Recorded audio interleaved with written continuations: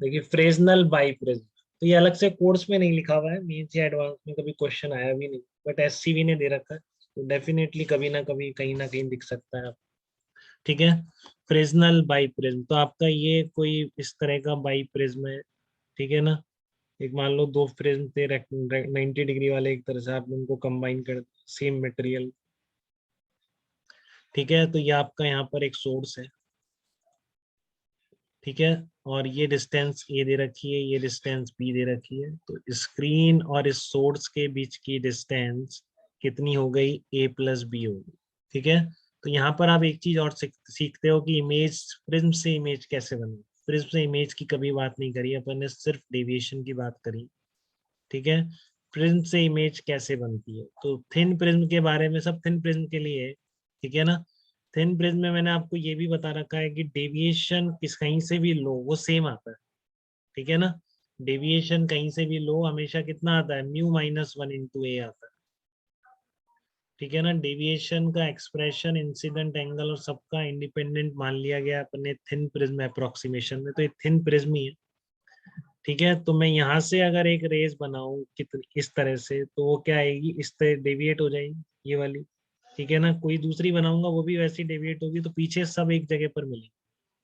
ठीक है ना, क्योंकि डेविएशन एंगल सबका सेम रहेगा, तो मैंने जस्ट यहाँ पर जो रे थी बिल्कुल इसके पास वाली, उसका डेविएशन देखा, तो वो भी जहाँ इमेज बनेगी वहीं मिलेगी, क्योंकि सारी पीछे बढ़ाने पर एक ही जगह से आती हुई दिखती है, उसे ही हम क्या बोलेंगे, इमेज बोलते हैं।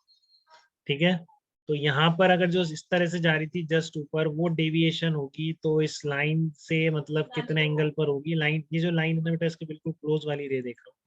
ठीक है, तो ये डेल्टा कितना होगा इसका, वही μ-1 × ठीक है, बट यहाँ से अगर मैं देखूं तो इसको अगर बिल्कुल इसके साथ मान लूं, तो टेन डेल्टा कितना हो जाएगा, SS-अपॉन a हो जाएगा।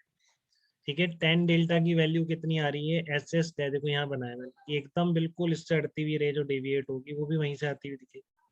ठीक है, तो ये एंगल कितना होगा, डेविएशन एंगल डेल्टा, ये डेल्टा तो ये डेल्टा, तो टेन डेल्टा कितना आ गया, SS-अपॉन a निकल के। ठीक है, तो ये डिस्टेंस कितनी हो जाएगी, a into delta, delta is μ-1 × a। ठीक है, डेल्टा इज μ-1 × a। ठीक है, तो ऐसे इमेज इधर भी बनेगी। ठीक है ना, ऐसे इधर से भी जाएगी। तो देखो इस स्क्रीन पर फिर क्या होगा, इस स्क्रीन पर जो कुछ पहुंच रहा है वो एक तरह से दो सोर्सेज से आ रहा है। ठीक है, और अगर आपकी सोर्स से इमेज की डिस्टेंस यहाँ से बहुत कम मान लें, या आप इस स्क्रीन को बहुत दूर कर लें, तो एकदम सेम सिचुएशन क्रिएट हो जाएगी। अब फिर वही बात, क्योंकि दोनों इमेजेस बन तो एक ही सोर्स की रही। ठीक है, तो इसलिए डेफिनेटली दोनों क्या होंगी, कोहेरेंट होंगे। तो एक और मेथड है दो कोहेरेंट सोर्सेस बनाने का। ठीक है, तो इसमें आपसे फ्रिंज विड्थ बहुत ही इंपॉर्टेंटली पूछ सकता है, सबसे ज्यादा पूछे जाने के चांस जब भी आपको पहली बार दिखे, तो या तो वो पूरा फ्रेजनल बाई प्रिज्म एडवांस में कॉम्प्रिहेंशन में पढ़ा देगा आपको, ऐसे ऐसे होता है।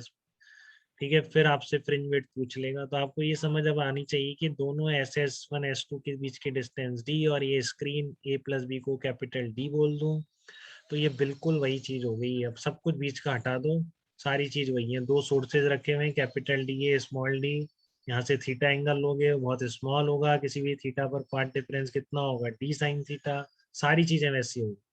ठीक है, तो फ्रिंज विड्थ भी वही आ जाएगी, came lambda into capital D upon small D. अब बात आती है स्मॉल डी कैसे निकाले जाए, तो उसी के लिए ये कर रखा है, ये जो मैंने SS डैश निकाला है इसका ट्वाइस कर दो बस, तो आपके पास स्मॉल डी भी in terms of refractive index और प्रिज्म एंगल मिल जाए। तो सबसे ज्यादा पूछे जाने वाला चांस यही है बेटा कि फ्रिंज विड्थ निकाल के बताओ इस आपके जो फ्रेजनल बाई प्रिज्म का एक्सपेरिमेंट है, तो कितनी आएगी, lambda capital D upon small D है। कैपिटल डी कितना है आपका, A plus B, small D कितना आ गया, ट्वाइस ऑफ A μ-1 × a। बताओ बेटा, यहाँ तक कोई दिक्कत किसी को, एकदम सिमिलरिटी आपको समझ में आ रही है। तो प्रिज्म से इमेज बनने के अलग से ये भी पूछ सकता है, बताओ कितनी हाइट पर होगी, तो थिन प्रिज्म से ही बात करेगा। ठीक है, तो थिन प्रिज्म का डेल्टा कितना होता है, μ-1 × a। बिल्कुल यहाँ से जाने वाली रे का डेविएशन भी डेल्टा होगा, तो आएगी उसी इमेज वाले पॉइंट से आती हुई लगेगी, ये डेल्टा ये भी delta, tan delta is equal to this upon this, तो इमेज कितनी ऊपर बनेगी, A इंटू μ-1। ठीक है, एस डैश का डेफिनेशन नहीं हो रहा क्या? किसका, एस डैश सोर्स से आने वाली का डेविएशन नहीं हो रहा। अरे आप गलत समझ गए आर्यन, बिल्कुल तो वो बिल्कुल गलत। सीधी जा रही है डायग्राम में। नहीं नहीं नहीं, आप गलत समझ गए। आप यही नहीं समझे अभी तक कि यहाँ पर केवल एक ही सोर्स है, वो तो इमेजेस हाँ है। ये तो समझ। वो तो इमेजेस है, अच्छा। ठीक है ना। वो सोर्सेज नहीं है, रेस तो केवल यहीं से जा रहा है। बताओ, रेस तो केवल वहीं से जा रही है, वो तो सिर्फ इमेजेस है। अच्छा ठीक है। ठीक।